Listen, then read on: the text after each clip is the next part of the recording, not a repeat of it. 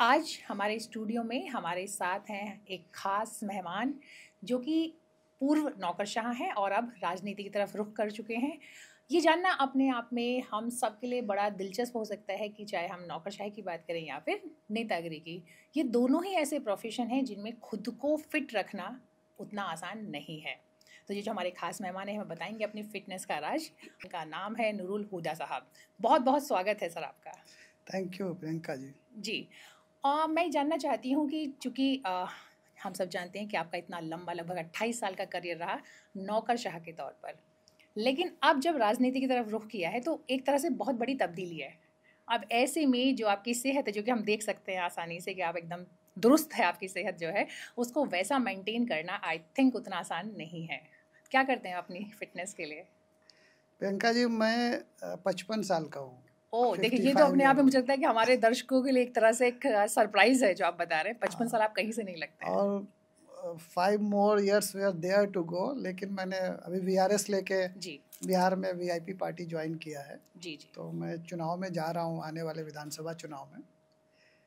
अब दोनों, जैसे मैं यूनिफॉर्म सर्विस में था और अब फिर से वो खादी में चला गया हूँ। जी। तो दोनों जगह बहुत अनशेड्यूल्ड रहता है लाइफ, और काफ़ी डिमांडिंग है। मेरे लाइफ में क्या है ना कि बहुत सारे, जिसको कहते हैं ना, रोलर कोस्टर होते रहते हैं। जी। मैं बचपन में बहुत बीमार रहता था, ओह! बहुत ही आई वॉज सिक, बैडली सिक। और बिकॉज ऑफ सिकनेस जो है ना, मैं चूँकि माँ बाप की इकलौती संतान थी और बहुत मदर को RH नेगेटिव था, तो फिटस सर्वाइव नहीं करता था। तो मैं बहुत काफ़ी सारे पहले, मेरे से पहले वो फिटस एबॉर्शन वो हो गया, एबॉर्ट हो गया था। तो उस वजह से मेरा बहुत ही वो था, प्रीसियस था मदर के लिए, फादर के लिए। तो लेकिन I was so sick in childhood कि मुझे बाहर बहुत पढ़ने जाने का बहुत सारा मौका आया। अच्छी जगह मैंने क्वालिफाई भी किया, लेकिन उन्होंने घर से बाहर कभी भेजा नहीं जब तक मैं ग्रेजुएट नहीं हो गया। पर एनीवे, ग्रेजुएशन के बाद जैसे मेरा सिलेक्शन सिविल सर्विसेज में हुआ और मैं पुलिस एकेडमी गया। तो पुलिस एकेडमी में 2 आदतें मेरी बचपन से है। पहली तो वो माँ मेरी, चूँकि वो सुबह अर्ली नमाज़ पढ़ती थी, तो मुझे सुबह 4 बजे जगाना और नमाज़ पढ़ने के बाद पढ़ने बैठना। तो वो हम लोग लालटेन साफ़ करके 2 लालटेन रखते थे, एक मेन एक रिज़र्व। अच्छा। बिहार में उस वक्त बिजली तो बहुत हाँ, ये था कि अगर एक किसी हाँ, वजह से बंद हो तो जाए या खत्म हो जाए वो तो। 4 जी। बजे उठने की आदत तो मुझे बचपन से है। तो still I woke up by every day, I woke up by 4 जी, o'clock। जी। इससे वो पहले मेरा कि हम बातचीत को आगे कंटिन्यू करें, जो भी दर्शक हमारे साथ जुड़े हैं उन्हें आप ध्यान से सुन सकते हैं कि 4 बजे उठने की जो बात होती है, वो आप सामने देख सकते हैं कि इनकी जो सेहत है वो बता रही है कि सुबह अर्ली मॉर्निंग अगर आप उठते हैं तो वो किस तरीके से आपकी सेहत को दुरुस्त रखने में मदद मिल सकती है। जी। तो वो माँ की देन है। जी, बिल्कुल। माँ ने वो इनकलकेट कर दिया मेरी पर्सनालिटी में 4 o'clock का जगना।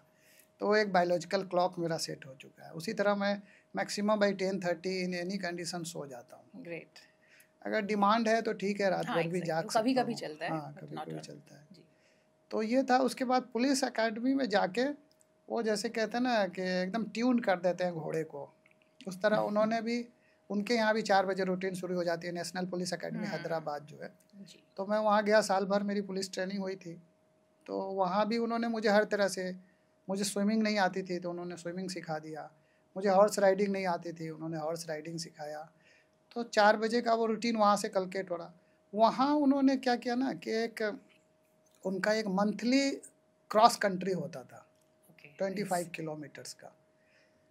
तो मैं तो कभी सपने में भी नहीं सोच सकता था कि मैं इतना लंबा दौड़ सकता हूँ। लेकिन वहाँ है कि आपको, मैंडेटरी फॉर एवरीवन है कि आपको दौड़ना ही दौड़ना है। तो वहाँ महीने में वो, मतलब मैं 10 महीने रहा पुलिस एकेडमी में, तो 10 बार तो क्रॉस कंट्री हुई होगी। तो वो मुझे ज़बरदस्ती दौड़ाने लगे। धीरे धीरे मेरे को आनंद आने लगा, मज़ा आने लगा। उसके बाद धीरे धीरे चलता गया ऐसे ही। तो फिर मैंने जो है ना, किसी दोस्त ने मेरे को एडवाइस किया कि why don't you run this marathon and all. तो at the age of I think 45 of my life मैंने मैराथन स्टार्ट किया। और I use to run each and every marathon. मैं दिल्ली में बहुत लंबे साल रहा, 16-17 साल मेरा कैरियर रहा, मेरी पोस्टिंग रही।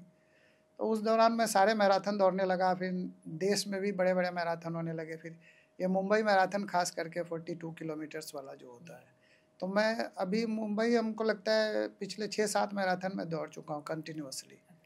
तो दौड़ना अब मेरा पैशन हो गया। अब ये हालत हो गई है कि मैं एवरी डे 10 किलोमीटर दौड़ता हूँ, बहुत बढ़िया। Every day morning. देखिए दूसरी जो चीज़ आपने बताई ये भी बहुत इंपॉर्टेंट है कि आप 45-50 साल की उम्र में भी दौड़ना शुरू कर सकते हैं।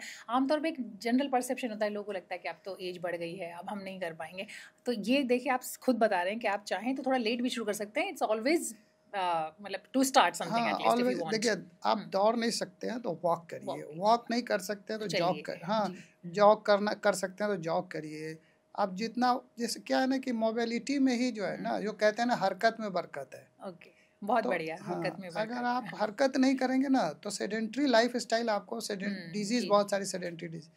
मेरे को, आई वॉज थ्रेटेंड बाई डायबिटीज़, क्योंकि मेरे फादर बहुत अर्ली ही पास्ट अवे, वेरी अर्ली। और उनको बहुत डायबिटीज़ ने बहुत परेशान किया, और इट वाज लेट डिटेक्शन। लेकिन समहाउ गाँव में पहले ऐसा कोई बहुत मैकेनिज़्म भी नहीं था, लेकिन ही सफ़र्ड ए लॉट। फादर जी। बहुत लंबे समय तक बेड रिडन रहे, हार्ट अटैक, किडनी प्रॉब्लम, आँख का ऑपरेशन कराना।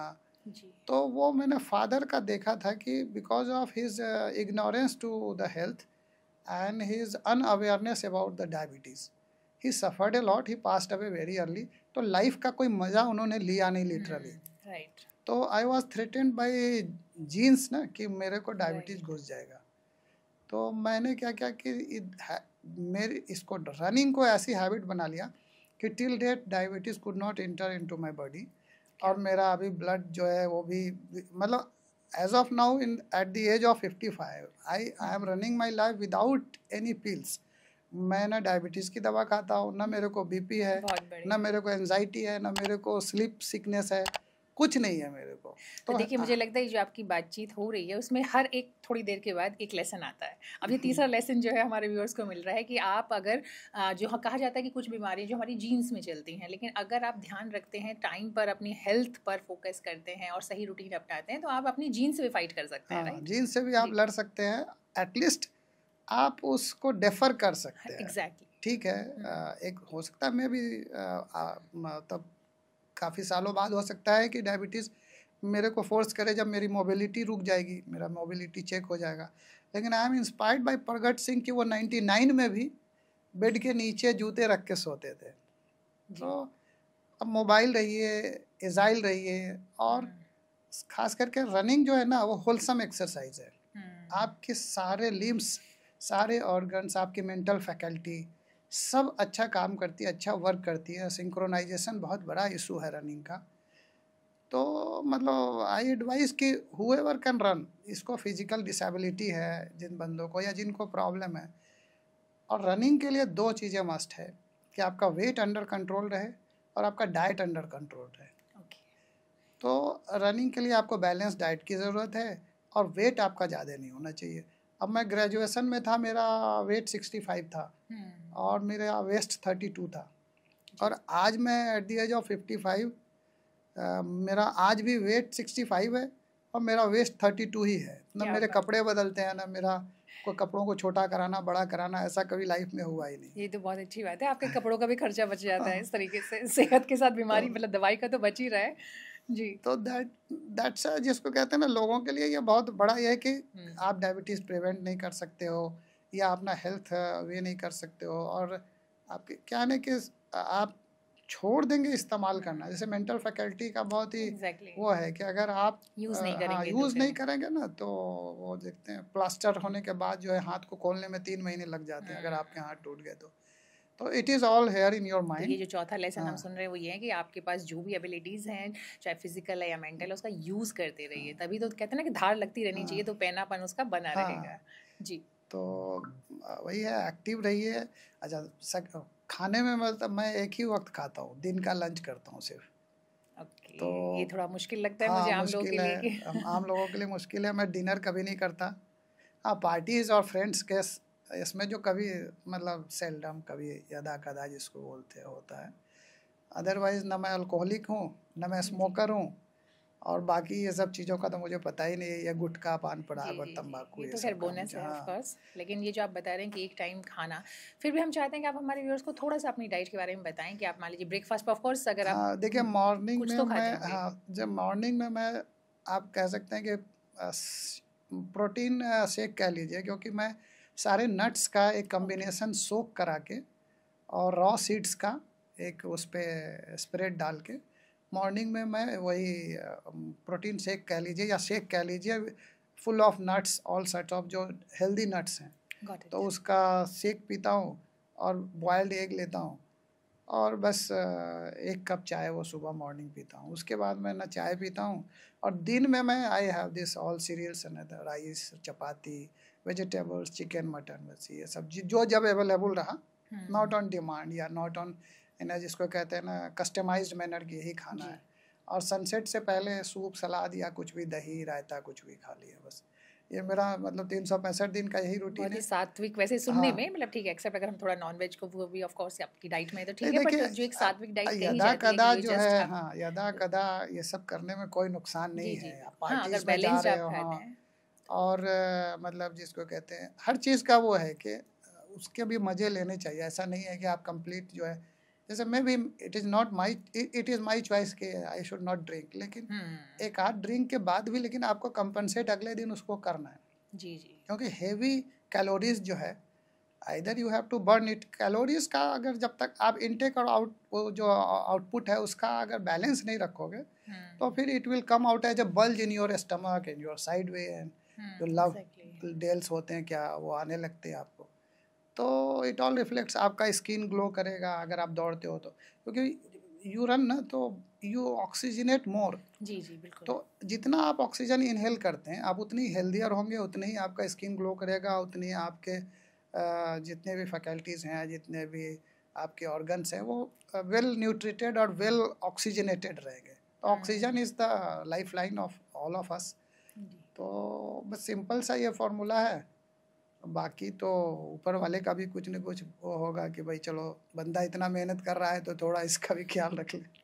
नहीं नहीं, बहुत अच्छा। बट फिर भी चाहते हैं कि हम जाते जाते जो है, आप बहुत सारे लेसन्स तो ऑलरेडी हमारी बातचीत में मिल गए हमारे व्यूअर्स को, लेकिन अगर एक टेक होम मैसेज या कोई एक फॉर्मूला मैं आपसे पूछूं फिटनेस का, तो वो आप ज़रूर बताएं हमें। बस मुझे लगता है कि सिंपल रहना, और अपने जैसे हमारा जो हमारा इंडियन फूड का जो था, सिंप्लिसिटी, दाल चावल एंड जो नॉर्मल खाने इंडियन घरों में होते घर हैं, का जो खाना हाँ, सिंपल। कॉस्मेटिक्स और ऑयली एंड जो जो मार्केट के फूड्स हैं, वो सब कभी ख्याल भी नहीं आता है हम लोगों का, टेम्पटेशन भी नहीं है, उधर जाते भी नहीं। हाँ, एक चीज़ मैं भूल गया कि मैं शुगर नहीं लेता।